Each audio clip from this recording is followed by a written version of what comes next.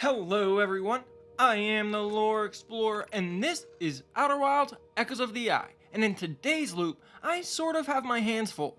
In the main game with the Nomai, we literally had a story to read, a story that I was then able to present to you all in an interesting way.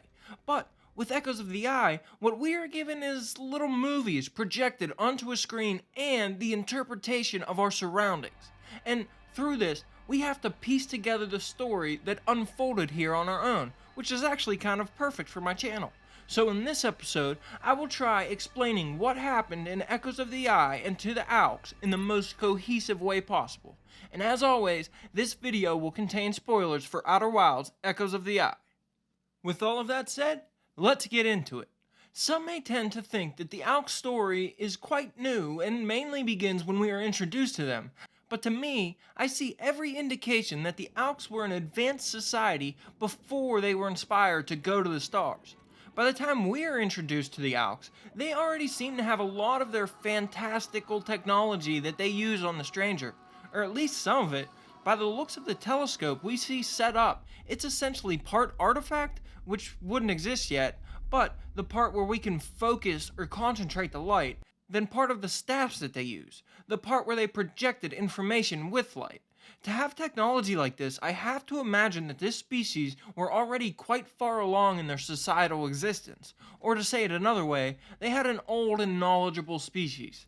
And their technology was probably pretty advanced to be able to combine these two crazy technology that we see with the intent of collecting information from the universe. And seeing this tech for the first time is where we are actually introduced to the Owlks as a species. The first surviving reel we find of one of them shows one of the Owlks standing on the edge of a lake. They have their telescope with them that is this fancy combination of those two technologies that we talked about.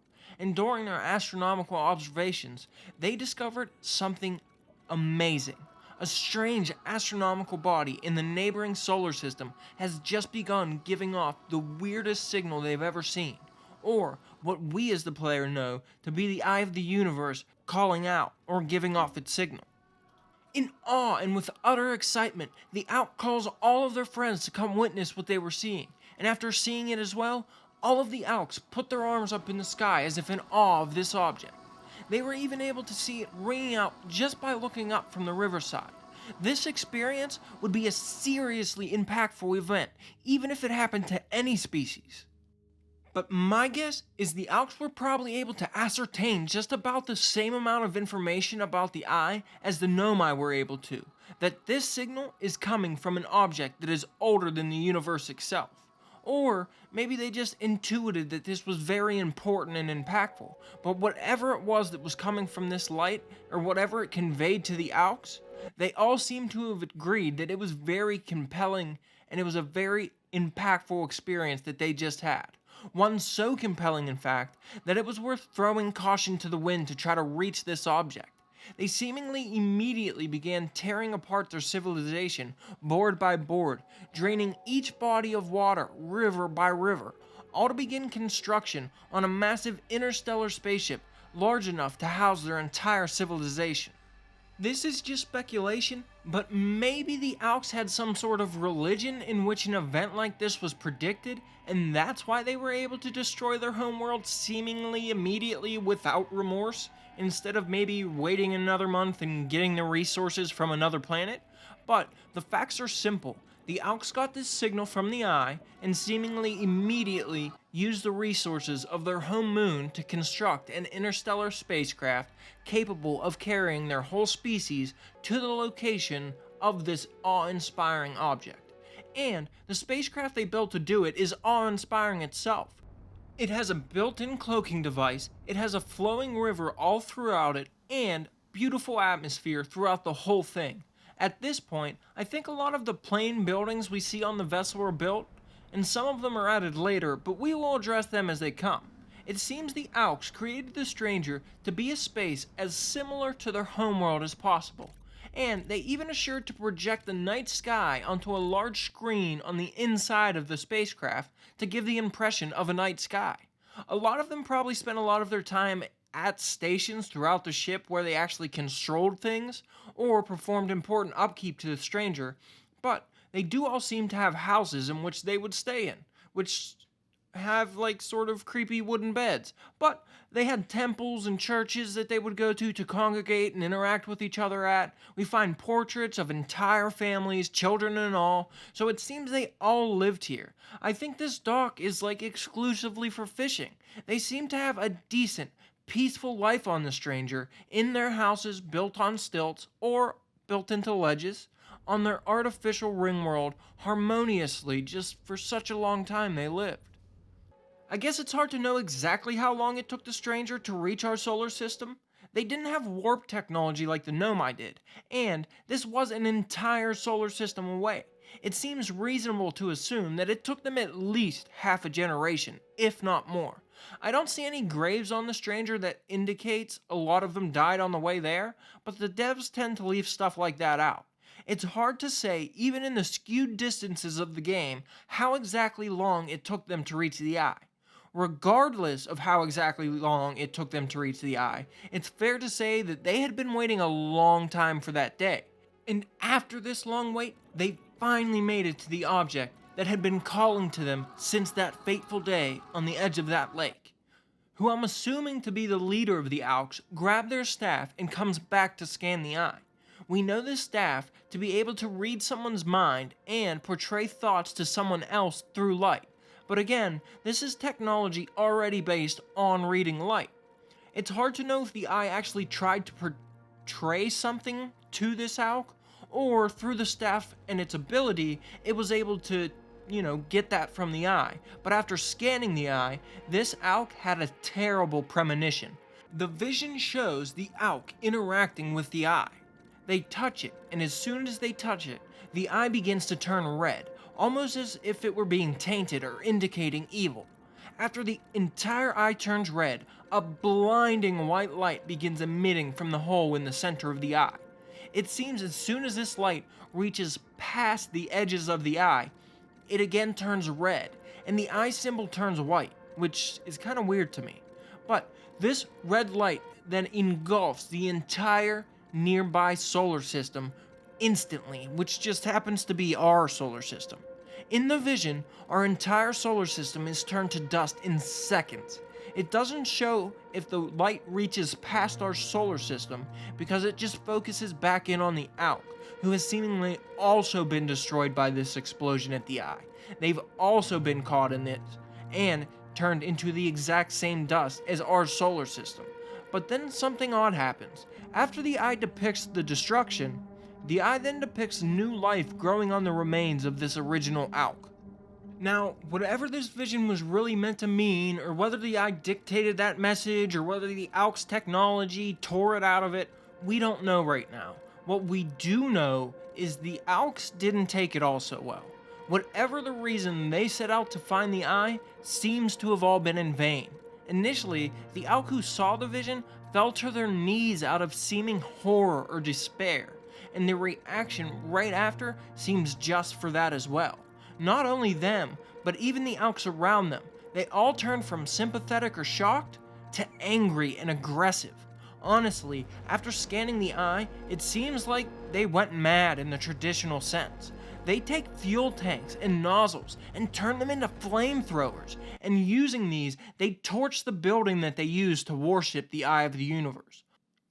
Appalled at the vision that they just received from the Eye, the Owlks decided to take it upon themselves to silence the signal that the Eye is emitting, likely to prevent anyone else from having to go through the same terrible fate that they had just experienced. They constructed a probe that would orbit the Eye and somehow contain its signal that it sent out. And then they sent it out to do its job. And they built a control room for someone to keep an eye on and control the probe as they wish. But after what they just experienced, the Owlks don't really know what to do with themselves. They witnessed an object send out a signal in a neighboring solar system. This caused them to destroy their entire home moon simply for the resources needed to construct a spacecraft to reach this object. Then upon reaching it, they learned that interacting with it will only lead to their own demise. After that, it seems they certainly can't stay at the Eye like they may have planned, and their actions ensured that they no longer have a home to return to. And so, after sealing off the signal to the eye, the Owlks find themselves doing the most logical thing, leaving and traveling to the nearest star system. I mean, they're actually in it, but they have to come closer to actually be in the solar system. And we see them pulling up to our solar system and parking in the spot that we find it hundreds of thousands of years later. Once they got here and parked, it seems a bunch of them gathered in a control room to get a real view of this new star system.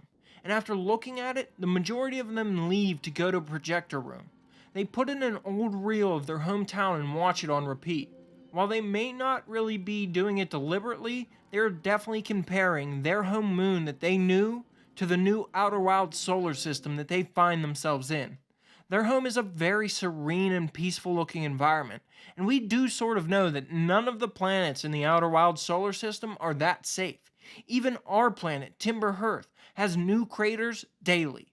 Their home moon and the outer wild solar system are just vastly different.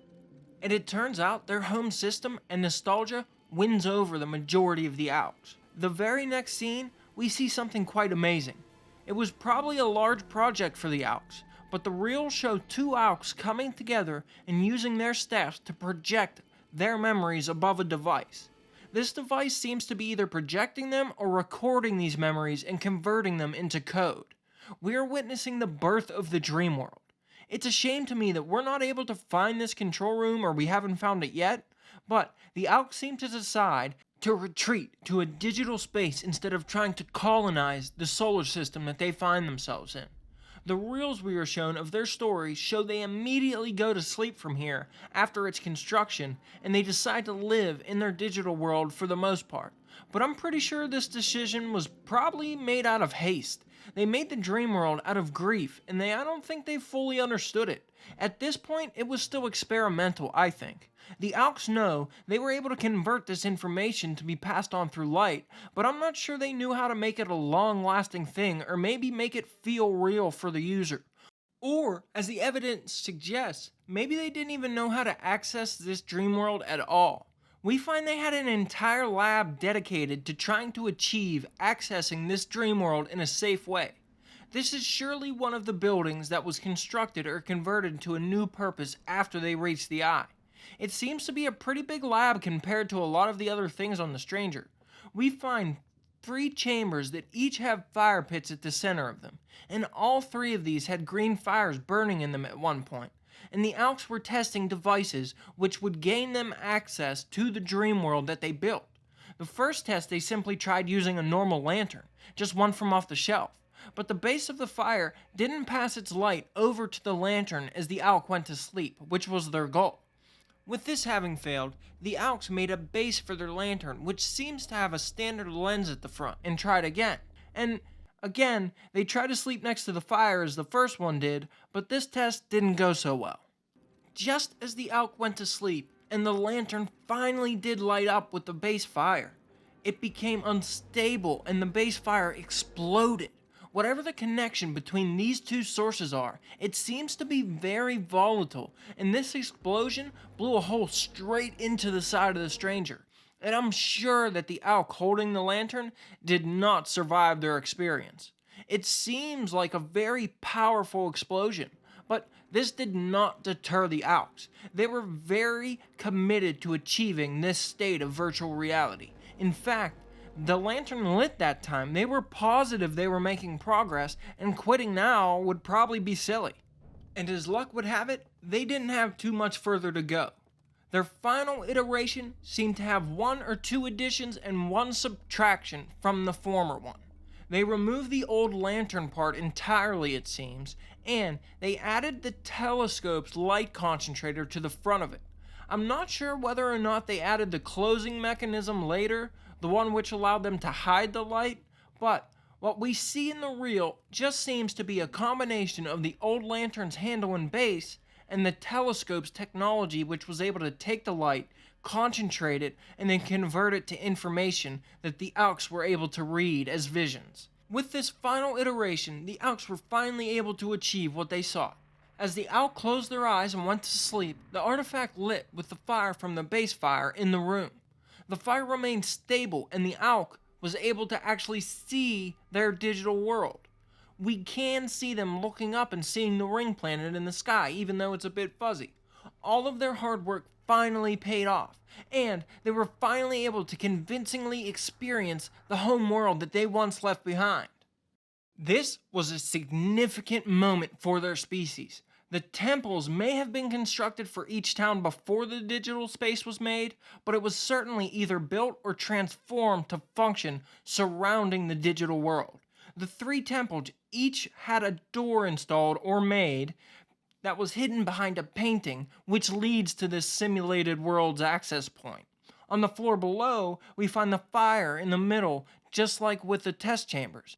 And surrounding it, we find 10 or 11 of what we know to be Owlk beds. This is where we pick back up with the initial reel in which we find the Owlks go right to sleep after completing their dream world. But this certainly isn't the end of the Owlk story. We don't get much more from their initial reels, which are meant to be their species story, but we can find more reels and buildings all over the stranger, which tells us their story has not ended here. No matter how hard they tried to hide it or destroy it from history, we can still find their story. Though I think that's a story for another day.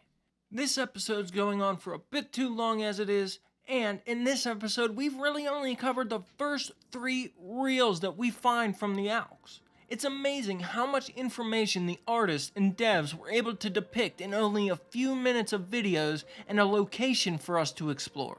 The more I look into the Owlks, the more I sympathize with them. They saw something amazing out in space, and despite the amazing challenge of reaching it, they put all their faith in this awe-inspiring object, and it turned out to not be what they expected. Looking around, they realize that they have left their peaceful and serene home world behind for a dream, basically, and now all they are left with is a solar system with planets which are all insane to live on, none of which really feel like home. And so they decide they don't want to start over again as a society. They'll apply all their science and technology into letting them experience what they gave up and desperately wish to feel again. And they succeed in that mission, eventually able to finally relax in and experience what they feel like is home. This has to be a great feeling of relief for them.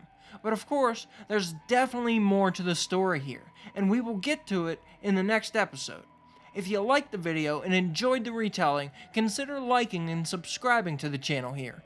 I try to study the lore as if it were my job and retell that in a compelling and cohesive way.